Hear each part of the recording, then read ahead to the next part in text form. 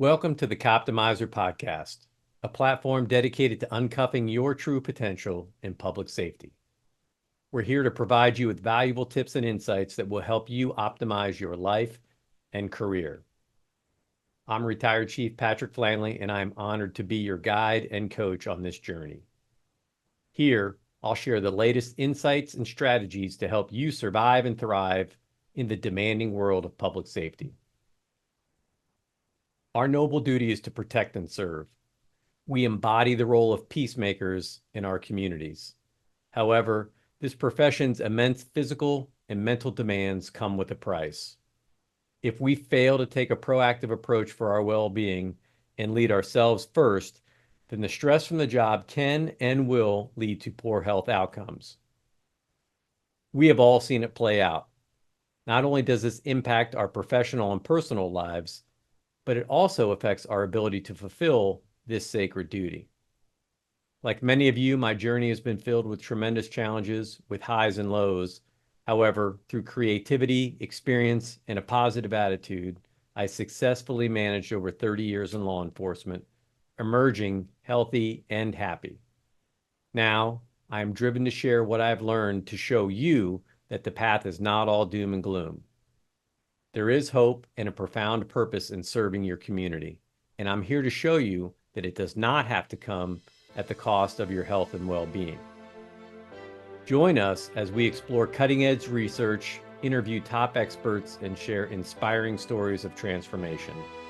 Whether on duty or off, it's time to optimize your potential and live your best life. Get ready to be inspired, informed, and empowered. This is the Captimizer Podcast.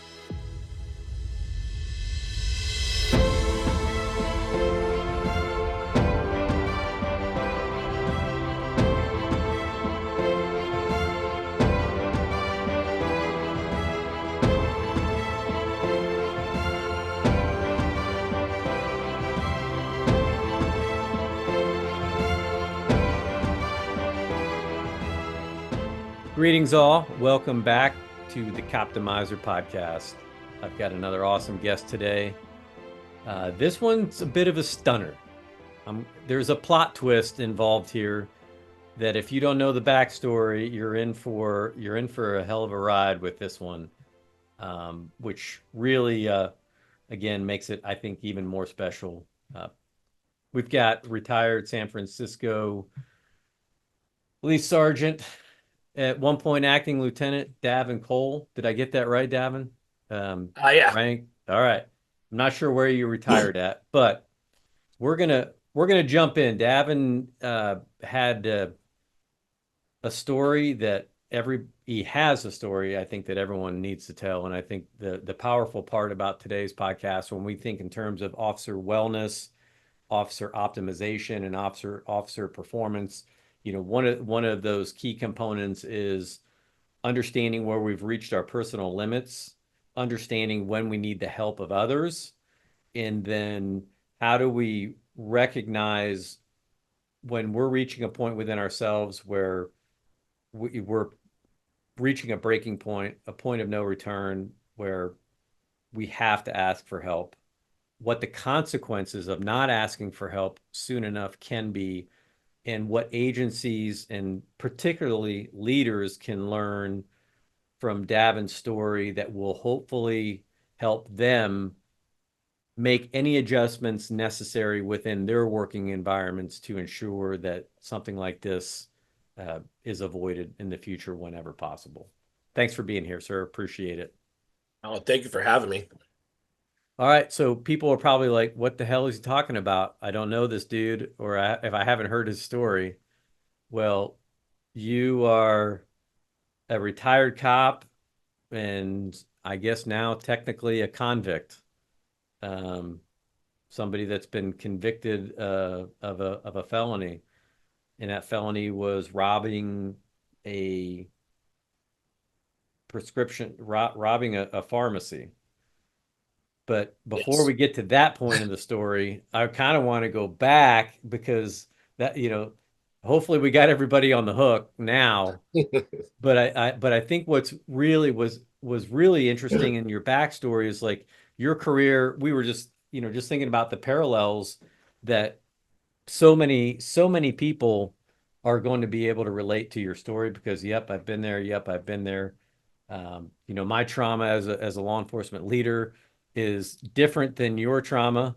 And I say this flippantly, right? A little jokingly, canines were one of my biggest traumas as a leader because we had a couple of very high profile incidents involving canine bites and dog bites. But, some of, those typically canines drive a lot of lawsuits inside of police departments, inside of communities, just because of the very nature of what they do. Mhm. And that's kind of where your story, I think, gets really interesting. But why don't you tell us a little bit about yourself and a little bit about your career, and then we'll lead into what led down the we'll say the darker path in your career. Yeah. So yeah, I grew up in San Francisco. Uh, Grew up the son of a very typical 1970s hippie mom. Um, you know, Beads in the doorway and tie-dyed t-shirts and smelly hippies coming in and out of the house. Drugs present. Marijuana was sold frequently inside the house. We were actually raided by the police when I was 6 years old.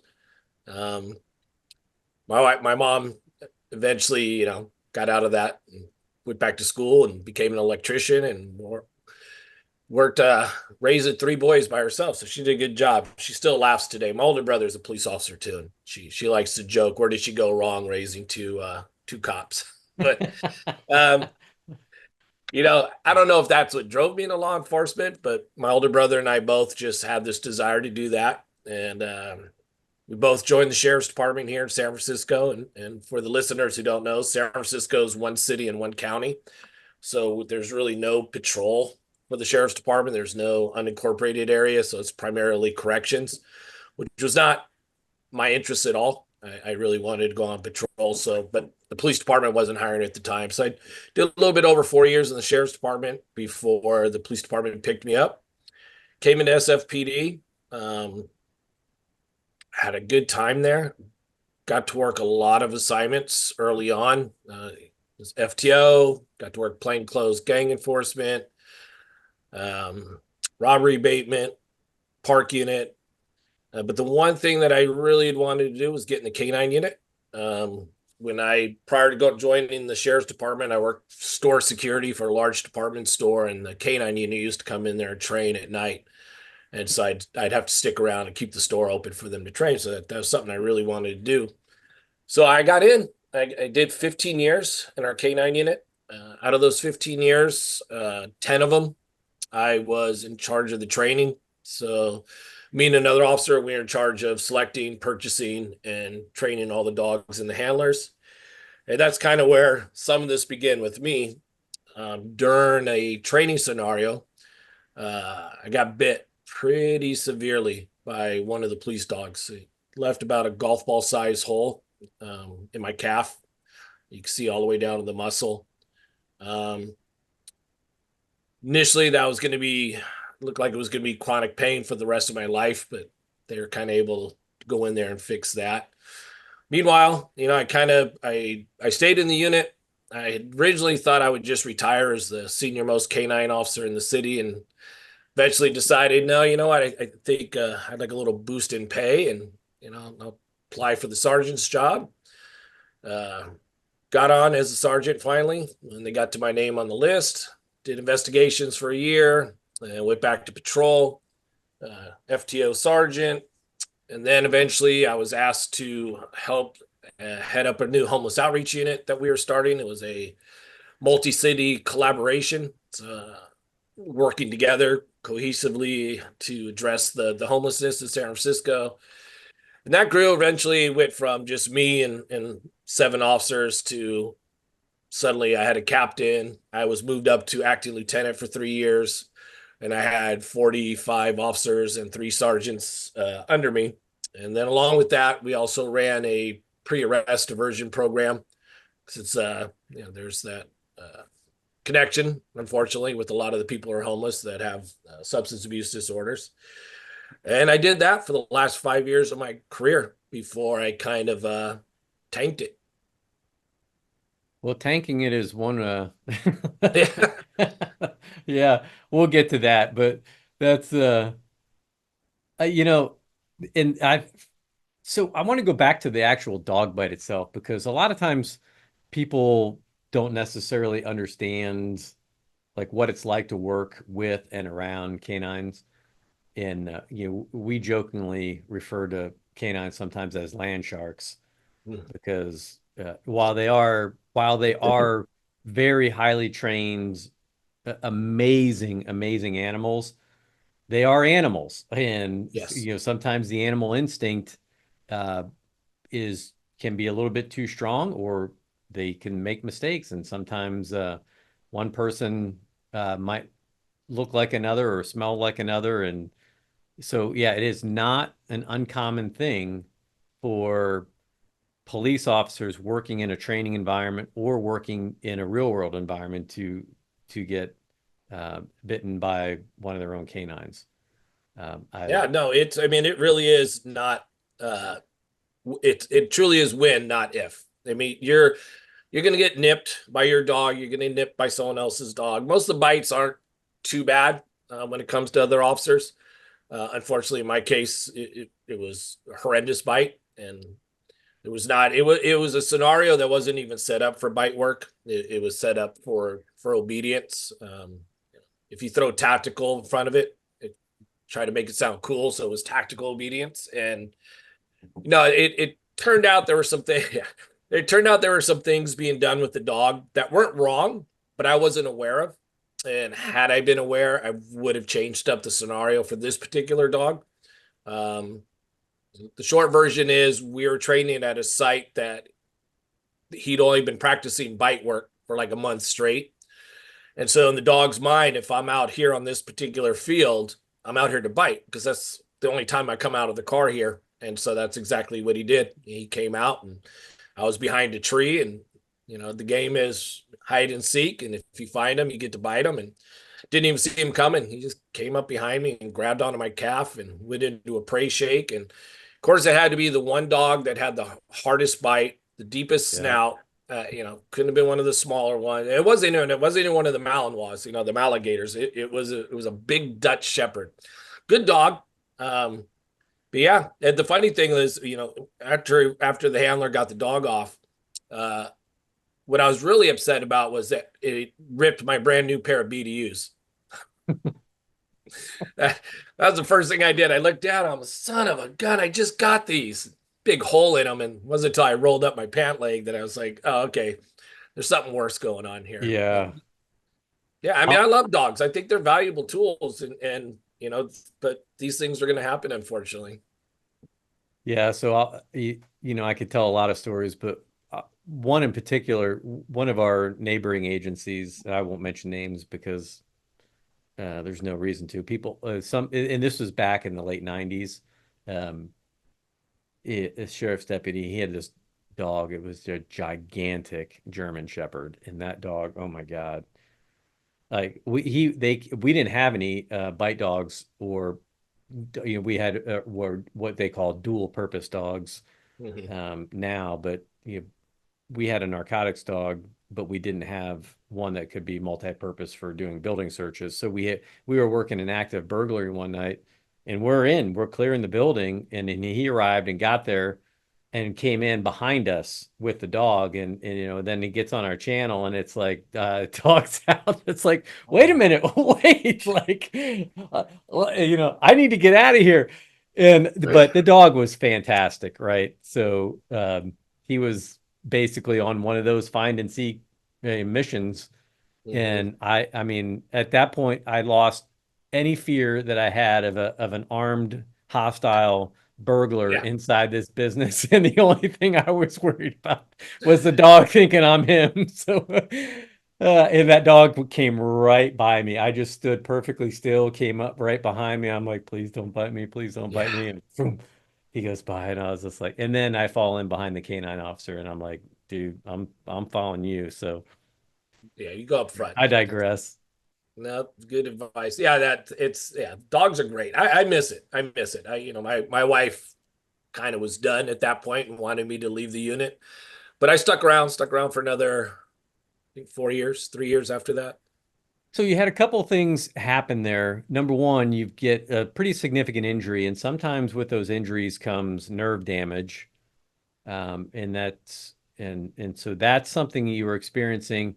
And then combine that with something that's near and dear to really to my heart as well, is that you suffered the loss of one of your close coworkers from, I believe you said it was from a heart attack. So Yeah, that's what kind of led me to taking over the kind of the trainer's position. Is when I got down there, we had a sergeant who'd been training dogs for a long time on his own before he got into the canine unit. And so he was in charge of all the training, and young guy. And at the time he was 42 years old, and he was out running training with some two outside agencies dogs and a couple of our dogs. And he drops dead from a heart attack. And they told us at the hospital, at San Francisco General Hospital is one of the top trauma centers in the country.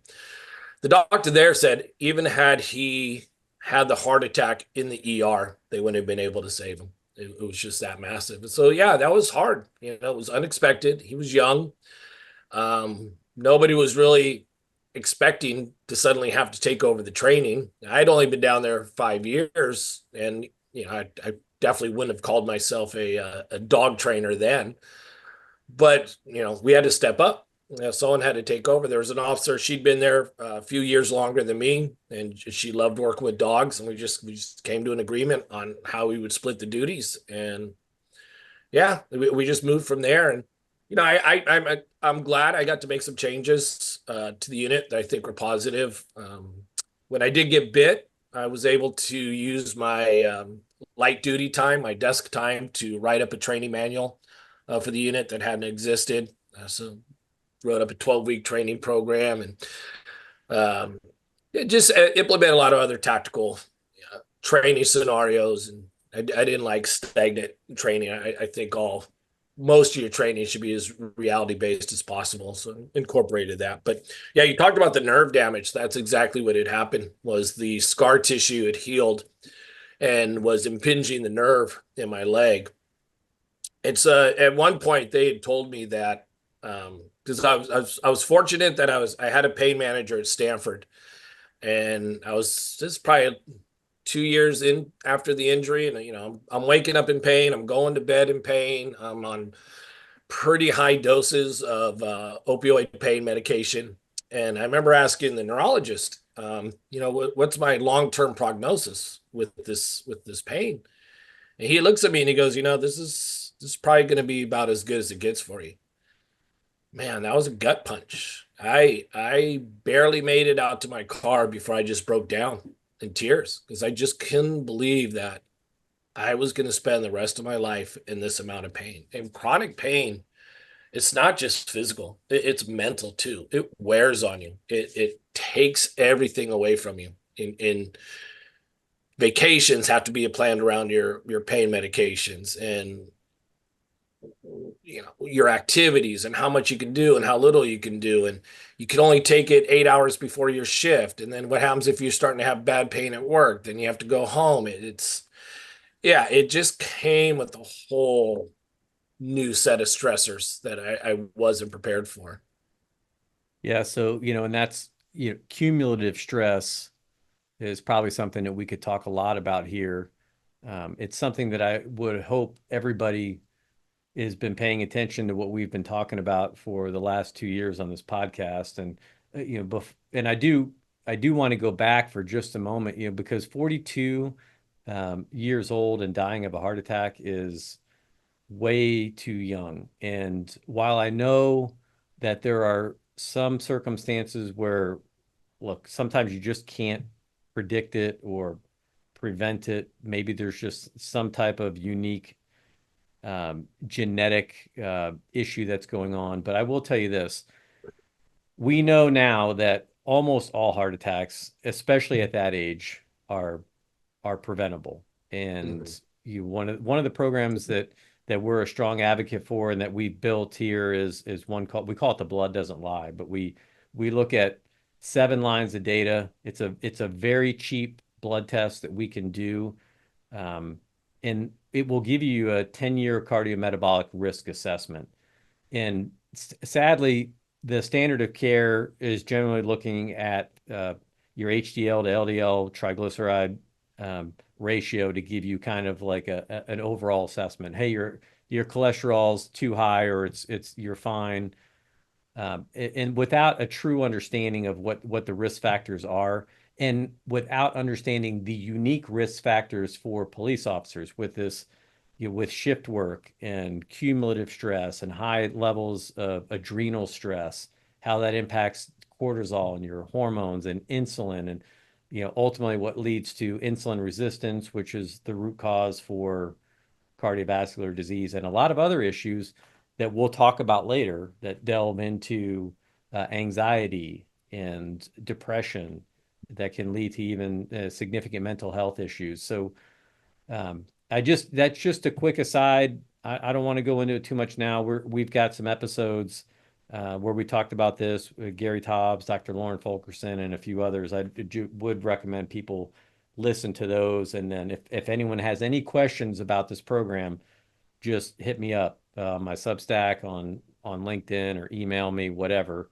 because this is something that we really want to we wanted to bring it to every police department in America, because for a small fee, you can you can really drive participation in your existing wellness programs. This isn't something that's designed to supplant it.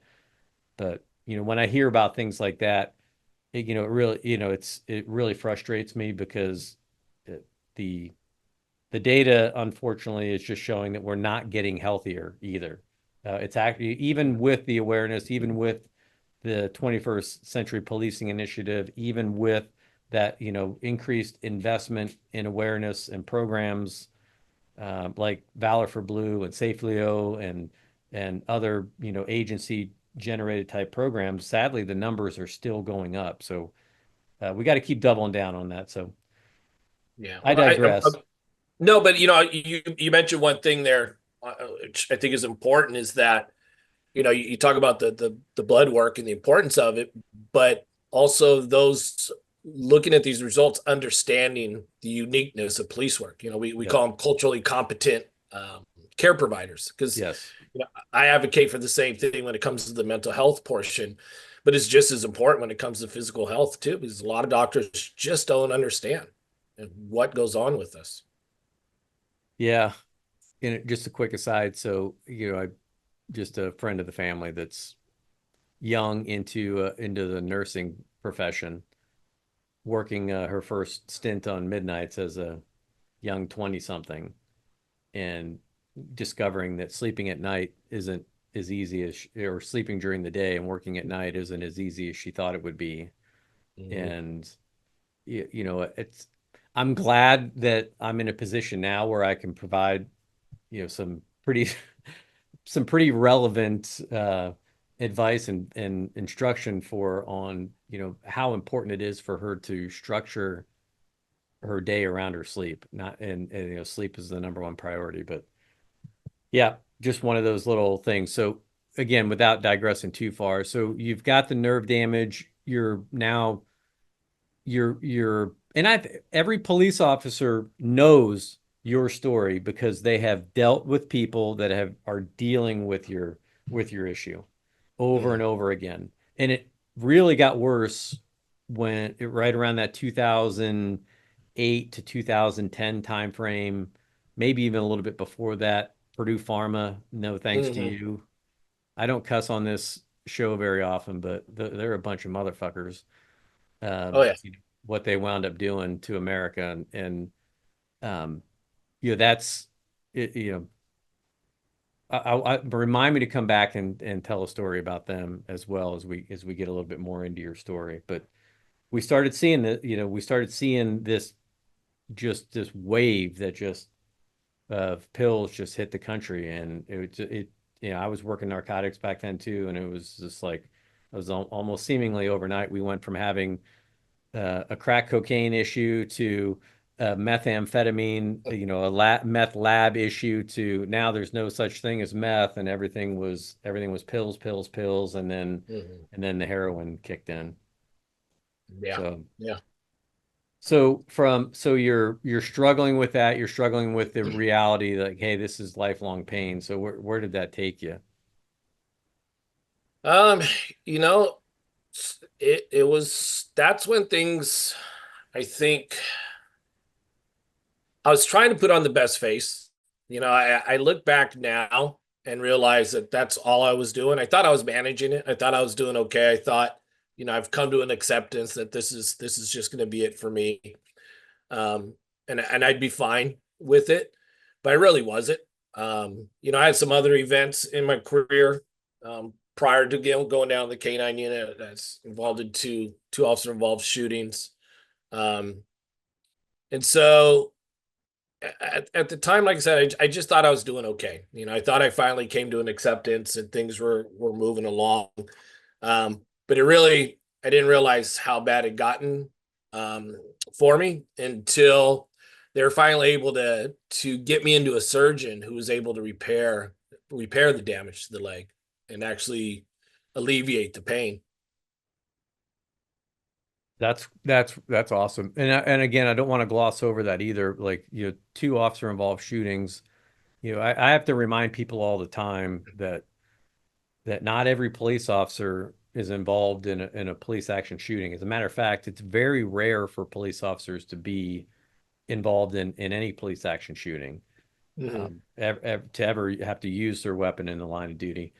Um, and then even more rare if it happens more than once. So when when you went through those incidents, we don't have to talk about the specifics of those incidents, Mm-hmm. but one of the things that I know when I came on in the mid 90s, there was no such thing as peer support. No. There was no such thing as critical incident debriefs, and um, if there were, they weren't a formalized thing, and agencies didn't talk about them. There wasn't EAP. It was just kind of like part of the job. Like, all right, I remember one of my shift mates got shot. Probably my first year and a half on the job. Vested save got hit in the vest, but um, yeah, it wasn't until years later where I was even kind of in a position to kind of reflect back on, like, as an agency, how do we handle that? How do we respond? And that you know when you start dealing with some of those critical incidents as you advance into your career, you realize, man, we haven't done this well. So what I mean, for what was your experience just kind of managing through those incidents? Was it, I mean, any insights you wanted to share there? Yeah, it was like you said, there were zero resources. We had the beginnings of what we call our behavioral science unit, or our version of the EAP, but it really wasn't talked about or promoted.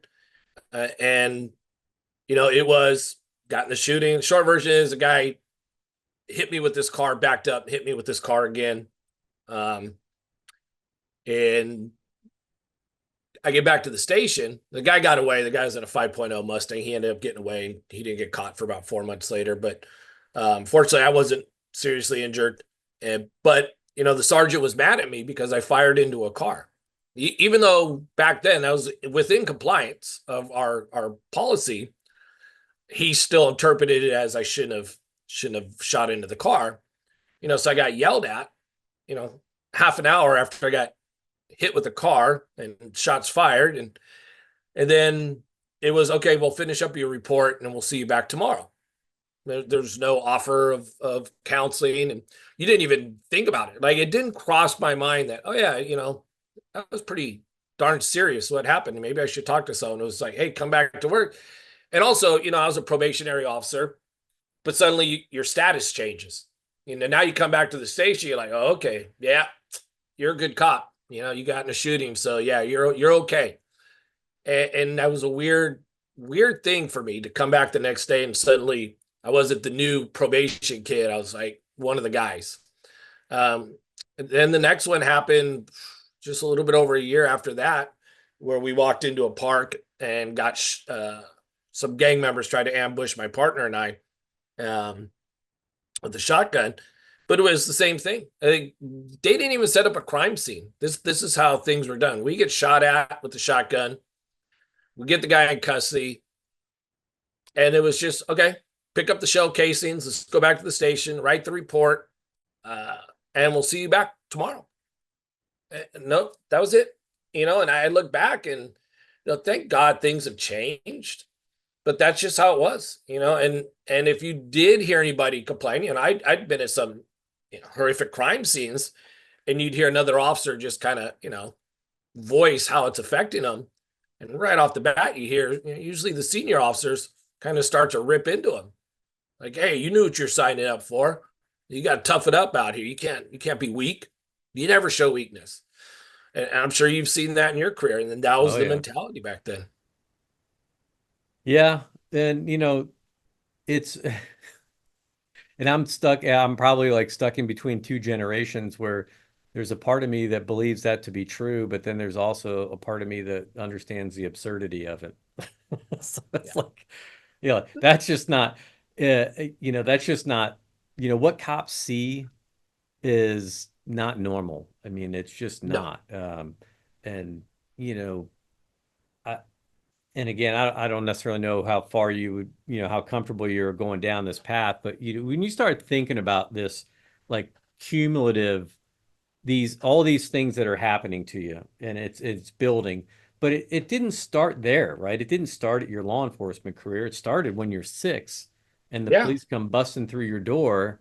Your mom's dealing weed, and now this is like, so there is another kind of an interesting dynamic in so nowadays, right, like in the post uh Ferguson days, the post Minneapolis days, there's when we find these instances where police officers make bad decisions, or they do something wrong. In some cases, when they do things that are actually criminally wrong, it's the masses just can't wait to jump on and, like, see how fucked up you are, how how bad things Mhm. are. But what I don't think people realize, or they just the general public doesn't understand the amount of pressure that we and the just the difficultness of nature of the job that we put young professionals in. So men and women out there doing this job with no true coping skills and no training in advance to Yeah. recognize, hey, here's what you're about ready to experience. And then when they break, it's okay, next officer up. Like, they're fired, they're out the door, and watch, I participated in that in my career, right? That's just Hmm. kind of the way it goes. And I think, thankfully, like you said, right, things have changed. The education is getting out there, the stigma is being broken, and it really requires an acceptance by the general public as well to, grant a little bit of grace to people that are in this profession. We got a Yeah. long way to go, and the squeaky wheel right now gets all the attention. But I do think things have finally turned the corner for the better, and uh, we're on the right track.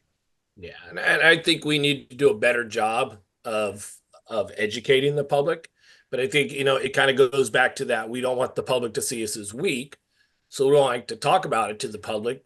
And then the public expects us to be these, hardened rock, zero emotion people that are out there doing this job, which just isn't true. And you're right. There is a balance between, being tough enough for the job. You are going to see some horrible stuff. Um, but you just have to be prepared for that and know how to deal with it. And that's what we haven't taught people, um, I think, well enough. And we don't start early enough. It should really just be right out of the academy, and a continuous message through the academy, and through FTL and through probation, and educating them on how to get the resources, on what is a normal feeling to have. And yeah, it's okay to walk away from a crime scene and just kind of go, that really sucked. I'm not really enjoying tonight. I kind of want to go home now. Yeah.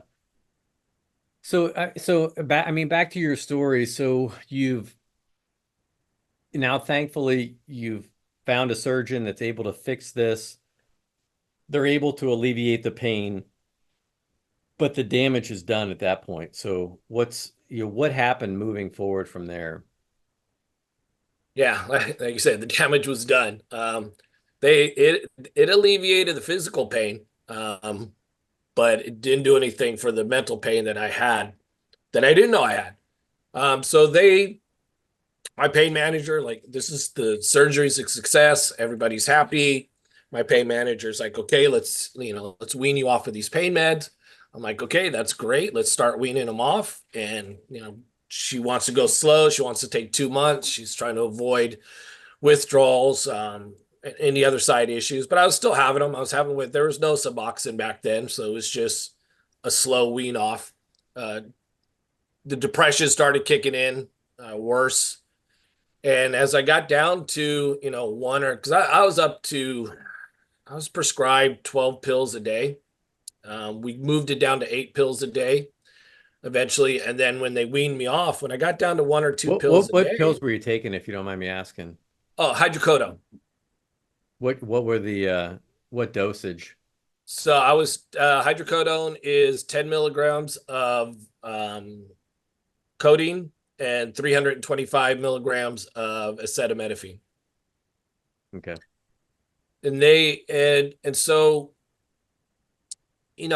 as I'm going down, I realize I kind of miss these pills. They were, the best way I could describe it, and I've heard other people say the same thing, is, they're my happy pills.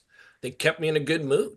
I wasn't super stressed out all the time, and, it made me feel good. And, I didn't get loopy. I didn't get sleepy. I actually got energetic, which I found out is common uh, amongst people who take opioids, that there's like this burst of energy because you feel so good. You're not feeling depressed, which can make you feel tired and lethargic sometimes. It was almost the opposite.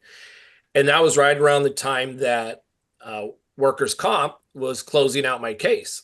And so they closed me out, and I didn't need a pain manager anymore. And I went back to my family doctor, and he'd asked me how the leg was doing. And I told him, oh, it's the pain's still there. And he's like, oh, okay, what doses did you have? And I said, oh, 8 a day. And he put me right back on 8 a day. No questions asked. Wasn't his fault. I gaslit him. He thought I was in pain. He was familiar with my case from the get-go. And so that just kind of continued. So I went right back up to the dosage that I was at and continued that for the next 7 years. Yeah, that's and again, that's one of those, a lot of times people will, I think, what's the right word I'm looking for? There are doctors that have been chronic overprescribers that have definitely abused the system for personal profit. And we've seen plenty of examples of that, the pill mills that have been generated and the money that some of the pharmaceutical companies were throwing at them to do that. But a lot of times too, doctors, they just don't have, we ask them to do a very difficult job too. And, they're overwhelmed with the number of patients that are coming in. And, it was just kind of a tsunami that hit them. So why, when a doctor is going to see probably 1,000 illegitimate patients coming in seeking, being that are pill seekers, why would they ever doubt someone like you that literally got injured in the line of duty, run an occupational care program? There was really, I mean, no reason for them to doubt um, the legitimacy of your complaint. But Yeah, no, I mean, I had medical records that said, I was severely injured and that had impinged nerve. And, um, I'm a police officer, and I've been his patient for a long time. And so, yeah, he had no reason to doubt me. And, he didn't want me in pain. He wanted to take care of me, and he was doing what he thought was best. And eventually I switched to another doctor because we'd moved out of the area. And the same thing with that doctor. She continued on what coverage I had from the last doctor. She's not going to question him, and she had no reason to question me. And we just kind of continued like that. and so you said for 8 years, and that is just amazing to me too. Like when you think about internal processes, And if there were any, like in hindsight, looking back, if there were any performance issues or any like personality changes or things like, any mechanisms that an agency could put in place to try to identify, like, hey, we've got a high risk patient amongst our midst here. But from all accounts, it sounds like you were a very just like there's very high functioning alcoholics.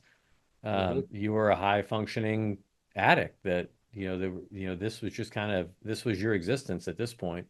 But Yeah. nothing, no concerns on the job, no ill effects towards your performance. No, I get asked this a lot too, but I've met other cops who had similar things. Like some of us create these moral walls that we won't cross, and mine was definitely I'd never use at work. I'm not supposed to take the pills at work. I'm not going to take them at work. Yeah, it's an 8 hour window. It's an 8 hour window. Now, if the pain got bad, or when it got later on, where I started kind of, as they say, fiending for the pain meds, I would just take off early from work. Take 3 hours of vacation and leave early so I could go start popping the pills because I didn't want to wait till the end of the shift. Um, I had added alcohol to it. Alcohol got added in um, about 2 more years after the surgery because the pills weren't enough. But yeah, even up to the day, after my arrest, the captain, who's really my friend, and my co-lieutenant, they're like, we had zero idea. Like we never saw anything from you at work. And I was like, yeah, because I didn't use it at work, and I had this I guess work ethic that I didn't want to violate, and I wasn't going to violate. And so yeah, I hit it really well. And as you say, that it's really a misnomer, but they do say the functioning or high functioning addicts, you're high functioning until you're not. Problem, it's not a problem until it's a problem, right? Yeah, yeah, And exactly. that, yeah, I mean, most of us in law enforcement have seen it happen. I think it's more common with alcohol than anything else. But it's, it definitely, I think since the 2005, 2010 timeframe, the number of officers involved, that have gotten sideways with pain medications, it's probably far greater than we even realize. Just like it is Yeah, in the general population. And the police are just a subpopulace, right, of the population at large. yeah, and it's harder to notice. You don't really, unless someone's really taking high doses of opioids or using them at work, and they are getting to that point of nodding off.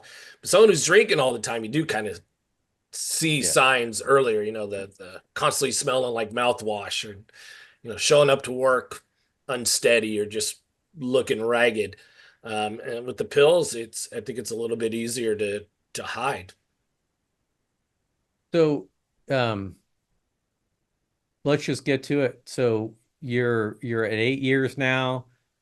At what point led to no more pills?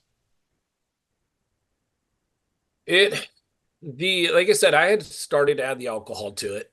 Um, and that eventually grew to a half a bottle of vodka pretty much every night, um, along with the pills. I was never a daytime drinker, um, so that was another excuse I gave myself, was that, well, I don't drink during the daytime. I'll pop a few pills on my days off during the daytime, but I'm energetic. It gives me the energy to go out and do the stuff I need to do.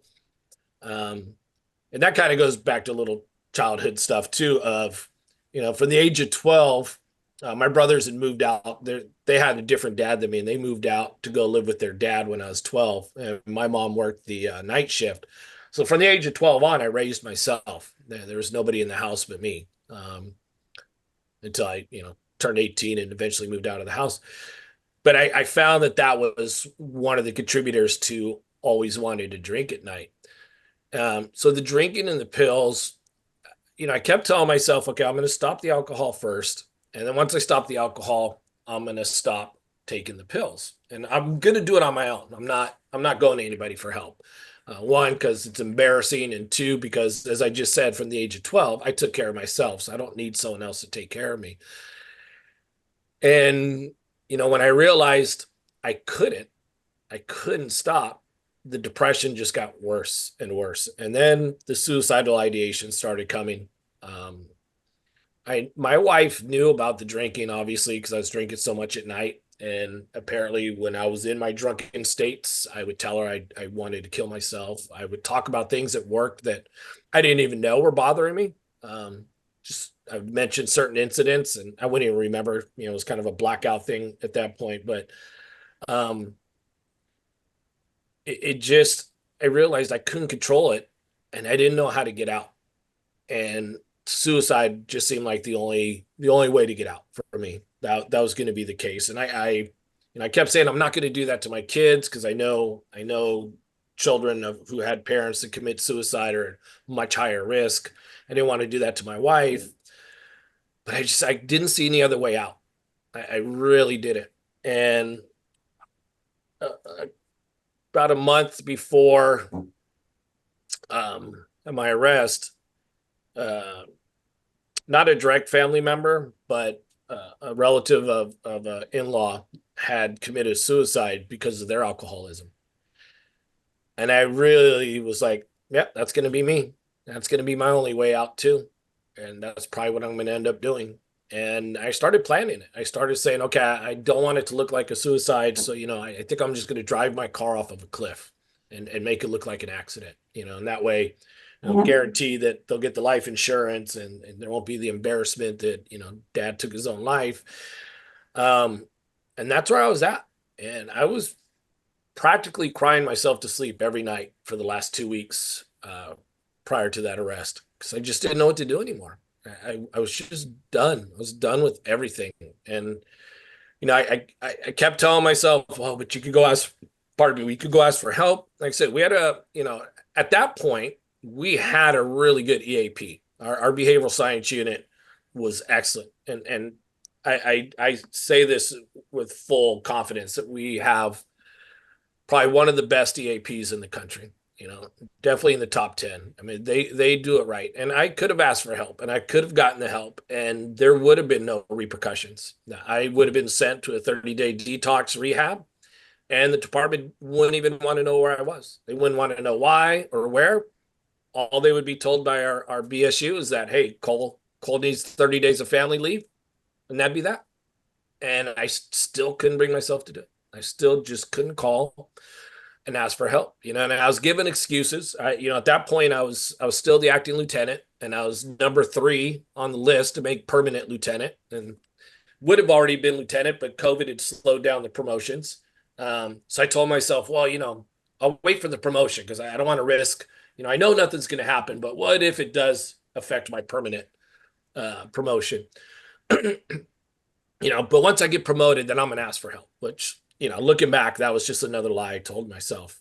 But yeah, that's where I was at those last 2 weeks leading up to the arrest. So then you've pretty much hit rock bottom. You're getting ready to go on a family vacation. I think if what I remember correctly, and you were going to be heading out of the country, Mm-hmm. and you have this stark realization that the amount of days that you're going to be gone exceeds the amount of pills that you have in your possession, Yeah. and no more ability to get any more. So maybe just discuss that, and then just walk us into what you actually did. Yeah. As time went on, it got harder and harder for me to, initially, you could get a refill every 20 days. And so, I was going over, I was never making it 30 days, but I could definitely make it 20 days and then get a refill and then go on. But as they started to change the laws, it became a week, and then became 3 days. Then it became, oh, you can only refill it the day before. So, you get creative. There's always a family member who has old prescriptions they don't want anymore. Or, my case, my mom had some. She was on a regular prescription thing, and she had no problem giving me a few of hers, if I told her I needed some. Um, and so, yeah, we had a vacation slash destiny wedding for one of our family members down in Mexico. I was down to one pill, and my next refill wasn't due for another week, 8 days. Um, couldn't hit up anybody for pills. No, my mom didn't have any. I didn't know anywhere else I could try to see if someone had extra pills lying around. And I realized that if anyone's ever been through withdrawals, it's first of all it sucks, but it takes a couple days. The first 2 days you just kind of but the third day, going into the fourth day, you really just the full on like just one of the worst flus you've ever had. And I realized that's right about the time I'm going to be sitting on a plane to Mexico, and a 5 hour flight in that condition would be the worst thing possible. Um, and I just didn't know what to do. It in my mind, I needed to do something. And the only thing that came to me, I didn't think about going to Craigslist. I didn't think about it. I just thought, I'll just go rob a pharmacy. I'll go in, I'll go out. And I told myself, you know what? This is rock bottom. You're going to go get help after this. When you get back from Mexico, you're going to go get help. You're going to go in there, you're going to rob the pharmacy. But you know what? I'm not going to jail. So I'm going to bring my gun. And if the cops show up, I'm going to shoot myself. That way I don't have to go to jail, because I'm not going to let that happen. And that's what I was prepared to do. And I've looked back now and I've discussed it with my therapist and with my addiction counselors, and we all agree that that was my cry for help, because it was a horribly planned robbery. I really didn't plan much of it. I walked in with a note and a COVID mask on and gloves, and I actually sat there and saw the pharmacist call 911 and didn't leave. I watched her pick up the phone. I could see her mouthing my descriptions, and while they're delaying me, I'm just standing there like, okay, not thinking about anything else. And it took them quite a bit before they finally threw nine bottles of pills into a plastic bag and gave it to me. And of course, I parked my car a block and a half away in a parking lot across the street. At, like everything that you don't do, right? That you would think a cop would know not to do. And as I walk out and start walking towards my car, the police department shows up, and next thing you know, I'm on the ground in handcuffs. And then I'm in the back of a police car, bawling my eyes out, going, what have I just done? What is this? I'm done. I'm done. My life is over. I've just destroyed everything. They booked me into the county jail. And the first thing I do is go and I grab the phone cord and I wrap it around my neck. And I go, I'm just going to hang myself in the cell. And I stopped myself on all three separate occasions. I found out later from talking to some officers in the agency that arrested me that I had on their body worn cameras when they reviewed it, I had reached for the gun. They didn't know I had one at the time. But once they knew where I had it and they looked back at the BWC, they said I had reached for it on 2 or 3 occasions and then just suddenly stopped. I don't remember that. I don't remember consciously thinking, oh, I gotta shoot myself. But yeah, and that was the big crash right there. Yeah, and and this is like a really good example of how trauma can be generational too, because there's a lot of woulda, shoulda, couldas, right? And it's Mhm. easy after the fact to kind of go back and say, well, here are these different points in time where if this would have happened, this, we could have changed the trajectory, we could have had a different outcome. But, your story is your story. Um, and I think I would have to agree, obviously not knowing much other than what you've just told me and, what I read, after our first call. Yeah, I mean, I'm glad you didn't reach for the gun, right? Or make a serious attempt for it, because not only are you likely to lose your life, but you're also going to inflict generational trauma on another cop. Like I can't even imagine like the trauma that you have to it's bad enough shooting somebody, when they're armed, right? You can imagine finding out that it's another cop that's experiencing the issues that you are. It's not like, Mhm. but that also opens you up. Like if you're being really candid and really honest with yourself, like, man, the how many times in our careers, did we hold people at gunpoint? Did we put people, did we arrest people? How many people have been shot because they did go for the gun, or they did have the gun, they did resist arrest? And, their origin stories, even though they may not be a police officer, probably are not much different than yours. And No. we really have seen this. If I would say, if there's a good thing that's come from the heroin epidemic, is that it really, if it wasn't for the heroin wave that came crashing, down on us after the pill wave, I think a lot of the issues with the pills themselves might have just gone, they might have just been easy to sweep under the rug.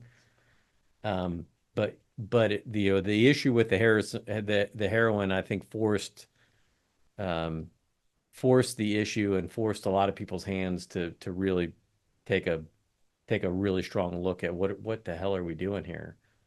This is no way to manage. It's not an effective way to manage pain. I don't know that we would have ever uncovered. Well, I'm sure we would have eventually anyway, but yeah, just it can take you can that story can splinter and go in a million different directions, and you can think a lot of woulda, shoulda, couldas. Yeah. So the this is, I'm just thinking back, just from a leadership perspective, and then having to, uh how does a leader manage the disciplinary and legal process for an officer when they've been involved in a criminal case like this? Um, I I went back and I watched a couple of the news stories, um, from your local Fox, CBS, ABC. Mhm. They all did stories on it, right? Yeah. Um, but I found they were extremely compassionate towards you. That there Yes. wasn't, like, if that would have happened, I don't know. I mean, I think it was pretty unique that the whole world didn't just come down on your police department and on you in particular, right? So Yeah, they really did. I have, I love the San Francisco Police Department. I had a great career there. I don't blame the department for anything. They definitely softened the blow with what they released to the media. Because they tell you don't read stories about yourself right away. But you do. So 2 days later, I'm reading the stories, and I'm seeing the information in there about my work in our homeless outreach unit and in our pre-arrest diversion program. And I'm like, well, that's not public knowledge. You're not going to find that just on a quick Google search on me. I did find out later that, yeah, that did come from our PIO, that they kind of push that out there. And we're kind of like, hey, let's kind of soften this. This is not a bad cop. This is a good cop who has an addiction. And as we found out later, the CPTSD. And that helped because I was still very suicidal for the next couple months after the arrest because the shame and the guilt, and that made a huge difference in in helping my recovery along, in letting me keep my self-worth. They allowed me to retire, so here I sit talking to you as a fully retired police officer earning lieutenant's pay and simultaneously a convicted felon on felony probation. yeah, and that's, that I'm sure there's probably people that have been critical of that decision. Every there's Well, I'm sure. everybody wants their piece, right? And Mhm. every it's hard But it's hard to get the unreasonable, I think, sometimes to be yeah, reasonable. but they, So they did their due diligence. IA was at my house that night. Took my badge, took my gun, confiscated all my firearms under a red flag law. Took hair samples to do a drug test, you know, and I knew I was never going to get my job back. That just wasn't going to happen. Yeah, they could have went hard and just said, hey, you're going to have to fight for that pension. But they didn't. Talking to the attorney and my union, they said it would have been a hard battle for them to deny it, but they didn't put me through that, and am still appreciative of that. And I think, every case is unique, right? I could have been a bad guy. I could have been someone who was stealing from dope dealers and robbing them at gunpoint and, just running out of control. And yeah, I would have say, yeah, that maybe being allowed to retire should not have been an option in that case. But that wasn't me, and I was performing. Honestly, I really felt like I was at the top of my game at that point. My thought, like I said, I was going to make lieutenant. Because the amount of time I did as the acting lieutenant, I would have been eligible for the next captain's exam. And I started thinking, you know what? I think I will stick around for the captain's exam. And then from there, I'm going to retire and I'm going to look for a command position in a smaller agency, closer to where I live. And that was my retirement plan. I was going to stay in law enforcement. I wanted to get into a command position. Maybe an assistant chief or work my way up to a chief in a smaller agency. Obviously, they have these weird rules that if you're a convicted felon, you can't be a chief of police. I don't know who made that up, but maybe I could appeal that to somebody. Hey, listen, there's been plenty of chiefs along the way that have become convicted felons. So yes, they have. I can't say there's a lot, but it No. happens. That's chiefs and sheriffs that I joke about it, but when you become a new chief, you have to, most states have mandatory training, and I joke like at the time when I went through the training, it was really about, hey, here are all the things that you can't do, and if you do these things, and mostly, and again, I even in rare occasions, I think is it where people are just outright, being criminals, but yeah, I mean, there's certain things you can spend money in your budgets on. There's certain things you can't, right? And so Yeah. it's just, I mean, it's just kind of an example where, and it happens in every profession, Oh, every no, it does. profession. So the interesting thing is that I think police, and maybe rightfully so. I mean, there is an air of like a little extra disappointment when people that we've entrusted in this public trust, uh, with these responsibilities, when they find themselves committing, the same crimes that we're sworn to go out and enforce. And but again, I mean, I've had a saying for a long time is, again, we don't hire bad cops. We put them in the sausage grinder and and do a really good job of creating them, because we overtask them and under resource them, don't give them the right types of resources to be able to build the resilience that they need to survive careers. Some people are, manage it great on their own. Some people are lucky and they just, find a way through. Some people just, you know, some people have the right resources given to them at the right time. And then sadly, some get no resources and no support. And then, again, back to what we said earlier, right? We chew them up, spit them out, next officer up. So, I kind of want to touch on what happens next, right? So where do you go from there? I mean, obviously this is devastating to your family. I mean, what was the impact there, and what were some of the ramifications of that? I mean, what? I have two daughters. One was still in high school, and as you said, it made the news, so it was no secret at her school. Again, I had a pretty good reputation with their friends. I volunteered a lot at the school. A lot of the parents knew me, so there was no, she didn't get any negative reactions from. She just actually was surrounded by love from her friends. Things were, tough for my wife and I. We're coming up on 28 years of marriage.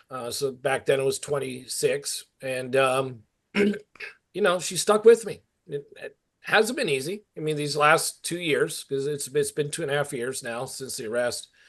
We've had our moments. She obviously hasn't gotten over it 100%. No, nor do I expect her to. This is still early on. I'm still dealing with probation. It was hard to sit down with my daughters and tell them what happened. They didn't know where I was. I had dropped my daughter off at cheer, robbed the pharmacy, and I was supposed to go pick her up another hour and a half later, and I didn't show up. And they're calling me, and I'm not answering because I'm sitting in a holding cell at the station. And my wife was convinced I'd killed myself. They got in a car and were driving around. They were trying to ping my phone. And she was convinced that I was dead somewhere, that I'd finally just drove someplace and shot myself. And then I finally, like asked to make a phone call to her so she knows I'm okay. And how do you tell your wife that on the phone? That, yeah, I'm in jail because I just robbed a pharmacy. And it's one of the things I found out later is that when I came home, when I got bailed out and I came home, I was telling my daughters in the third person. So I never said I went in and robbed a pharmacy. I said Dad went in and robbed a pharmacy. I could, and that continued on through my 30 days of detox and rehab. It was the counselor up there that pointed it out. She goes, you don't talk about this in the first person. And I didn't Yeah, realize you've been writing a police report in your head, Yeah, yeah. telling a story. And so I wouldn't do it because I didn't want, it was like in a middle to myself that I was trying to avoid. But yeah, so after the arrest, like I said, the internal affairs came, took everything. And then the very next morning, my BSU unit was there at my house and they said, we got a bed for you and you're coming with us. And initially I'm like, no, I'm going to Mexico in 2 days. I have to go on this. And they're just like, no, you're not. You don't know what you're talking about. We got a bed for you. So the department still, sent me the resources and brought me up to the facility up here. It's up in Northern California. It's in Napa Valley. It's a really nice place. Mountain Vista Farms. It's culturally competent. So, it's open to everybody, but they have culturally competent staff on hand. Pretty much any first responder that has an addiction issue is going up to that facility. They're really good. So I did 30 days. They detoxed me. They got me on Suboxone right away, which is a funny thing because, one of my fears of asking for help and getting off of the pills was I was still going to have to go through the withdrawals. And even when they were doing it medically, the depression and the diarrhea and all that, Suboxone avoids all that. I have almost zero withdrawal symptoms with the Suboxone. Sometimes I go, wow, maybe if I knew that, I would ask for help sooner. Probably not. The other thing that I was afraid to ask to get off the pills was I still would have some leg pain. We would go on vacation and we like to do big vacations, so, we've traveled the world and, we do a lot of walking on our vacations and the leg with the pain would come back and it would be, it'd be pretty bad pain. It'd be like a 7 at the end of the day. And, with the pills, I could bring it down. So since I've been off of the pain meds, I've had zero leg pain. We went to Machu Picchu. I climbed that big giant mountain and walked through there. I had zero leg pain. Found out from my pain management doctor, my detox doctor. He goes, yeah, it's very common that your addiction's so strong that you will create pain to justify still wanting to take the pills. Yeah, you rewired your brain. Yeah, it absolutely does. I came out of that 30-day treatment, super depressed still, went into a 90-day outpatient, relapsed on the alcohol 2 more times. Didn't know what was going to happen with my case. My attorneys, he's like, listen, I just don't know. He goes, I'm shooting for probation. He goes, that's what we're hoping to get you as probation. He goes, at this stage, we don't know. He goes, but there is a possibility that you're going to state prison. So that, the loss of my career, what I've done to my wife and to my kids, the depression was still there. And so I turned to what I knew the best was the alcohol. And so went to another 30-day treatment. I went someplace else um, because I didn't want to go back to the facility I'd been in because it reminded me of the arrest, and I just couldn't do that. And the facility I went to, because I was still suicidal, was for dual diagnosis, so they covered both.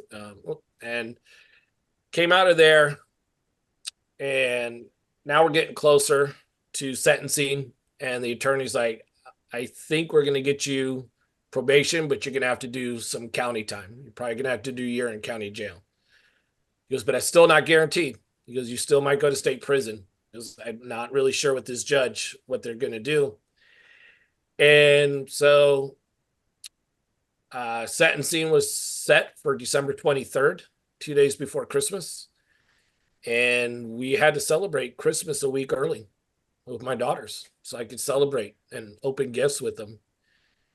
And that was hard for me. That was really hard. And the day before I went to jail, I said, fuck it, and went and bought a bottle of vodka and drank almost the whole bottle that night. Stupid. Yeah. But that's what happens when you're not, what I still hadn't been fully diagnosed with was the PTSD. So I still, I had the depression. They put me on antidepressants. Therapy was starting to work, but, I liked the therapist, but I wasn't really making any progress. And then, I go in there on the 23rd, and the judge, she was very fair. She spelled it out, and she gave me 3 years probation and a year in the county jail. And the county that I live in and where this happened, you get automatic 50% off of your sentence. So it was 6 months, but it was 6 months locked up because of my status. There was no general population. There was no coming. I got out of my cell 30 minutes a day, and that 30 minutes was to call my family and take a shower. And that was about it. The rest of the time, the other 23 and a half hours, I was in my cell by myself. That was the hardest part, but I went in there going, I'm not going to waste this time. I'm not going to sit here and wallow in my misery. I'm not going to just sit here and waste 6 months of pity. So I really spent a lot of time just, reflecting on things, committing myself to what I want to do, working out in my cell to the extent that I could, and actually ended up. So as soon as I got remanded from court, they take me out, they dress me in my red, take me up to my cell. And I'm not even in my cell 10 minutes, and the deputy comes over. He goes, "Hey, just let you know, everybody on the pod knows who you are." I was like, "Okay, that's great." And my whole pod was a lockdown pod, so everybody in there was locked down for various reasons. Some were former gang members, some were current gang members that weren't getting along. Child molesters, things like that. But everybody knew. And of course, there's only one free local newspaper they give out in the jail, and it had my picture in it the very next day because of my sentencing. So that was even going to be less of a secret. Yeah. Yeah, thanks, man. Yeah. The deputy slides the paper under my door, and I open it to read it. And I'm like, son of a, there's my picture. There's a whole story about my arrest and my sentencing. But I also went in there going, I'm not going to have an attitude. At this point, I'm really no better than anybody else on this pod. I'm a convicted felon. I'm here because I committed a crime. I was wrong. Being a former cop at this point isn't really making me better than anybody in here. And I treated everybody with respect. And they treated me, and they'd want to know. They'd come to my cell door like, "Are you really that cop that robbed the pharmacy?" I go, "Yeah." Are you really addicted to drugs? I go, "Yeah." And they're like, "All right, respect." They go, "I get it." And I think I mentioned this to you before. There's a guy who calls me. He got sentenced to state prison for several years, and he calls me every couple of weeks from prison just to check in, see how I'm doing, see how my life's doing. Another guy I was calling me regularly from the county jail. I think he just got sentenced too. And I kind of had that reputation of I wasn't a dick. And so everybody on the pod got along with me, and I got along with everyone else. And that's just kind of made it easier for me. They made sure I got books to read. They made sure I got the newspapers early, and kind of got the moniker OG, even though I wasn't a real OG, but they all kind of just respected me for that. And I don't want to go back. That's for darn sure. 6 months was plenty, and that's really a short amount of time. But 6 months in kind of solitary still is a long time and not pleasant. And it set me back though because I had zero access to services. I no therapy, no AA meetings, nothing. And so as much as I took care of myself, I still walked out of there with the depression kind of coming back, and that had to get into therapy right away as soon as I got out because I did not want to go back, and slide backwards. I'd progressed too much, and I'd worked too hard on myself in those 6 months to let that happen. So, I know a lot of people will be curious about this. I know I'm curious about it. You already touched on the relationship that you wound up developing with people in the pod. I've again, I think like all of us, nobody wants to end up in your position, but sometimes life circumstances, for not just for you, right?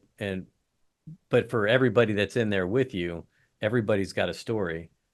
Um, I'm just so knowing that you're for 23 and a half hours a day, you're going to be in that small confined space. I mean, what was your approach? I mean, walk me.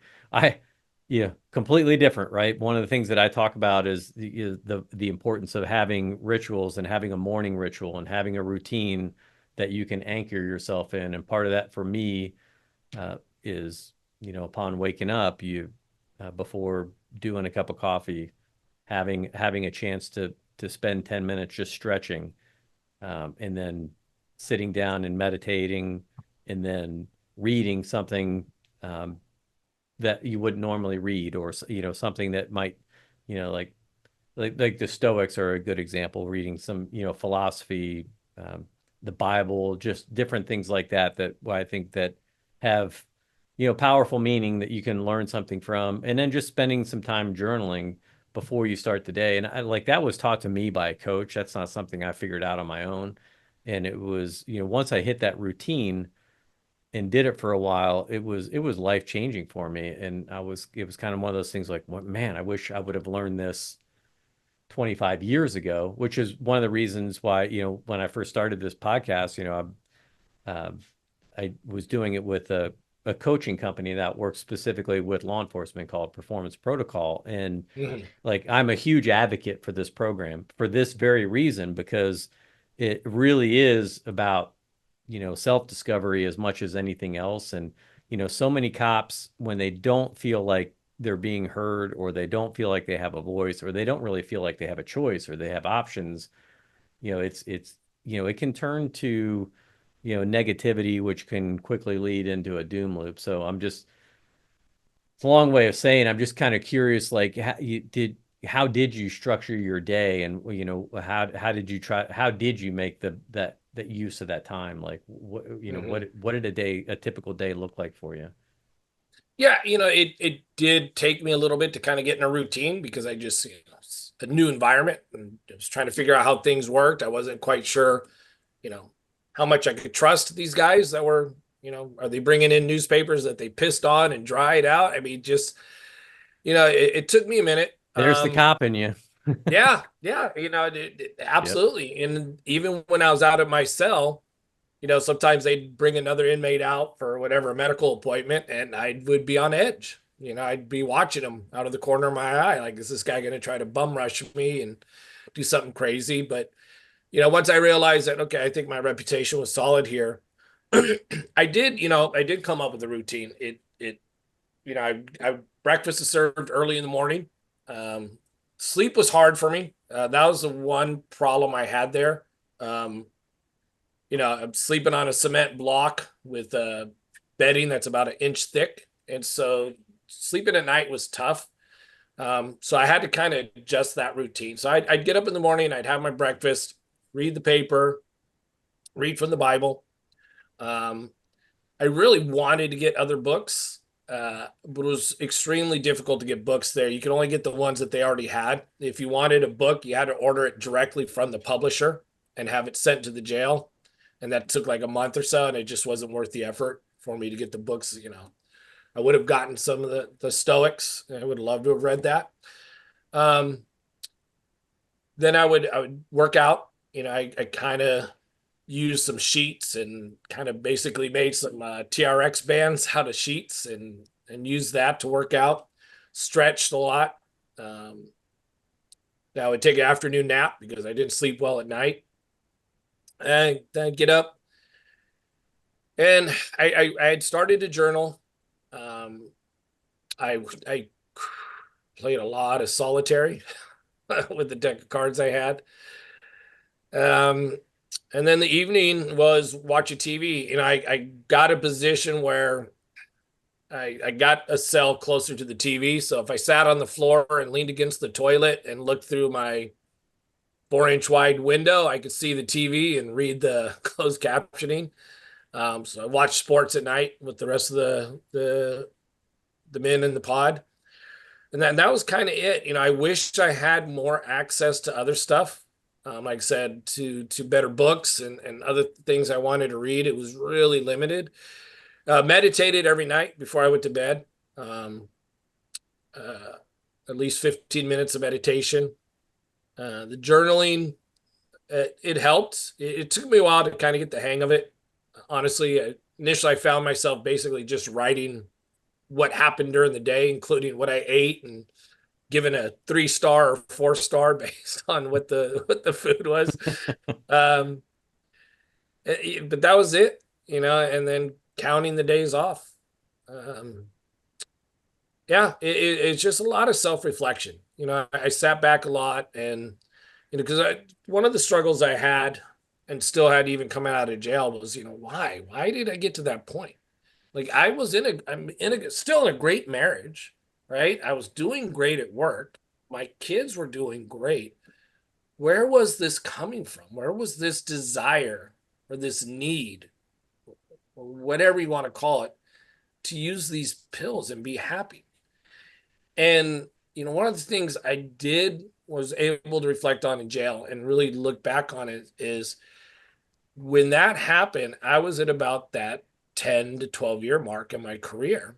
And now, through things I've read, and studies I've looked at, and I think I'm sure you know this too. That's kind of the point where the bitterness starts to kick in. That's when, wow, this career isn't what I thought it was. Everybody hates me. I joined the sheriff's department um, a year before the Rodney King riots.